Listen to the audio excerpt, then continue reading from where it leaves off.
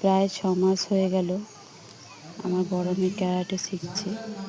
তো ওর বয়স হয়ে গেল 15 বছর। অনেক দিন ধরেও শেখার ইচ্ছে ছিল, কথাও বলে রেখেছিল, কিন্তু এই সমাজ লোকের কথা চিন্তা করে করে অনেক দেরি হয়ে গেল।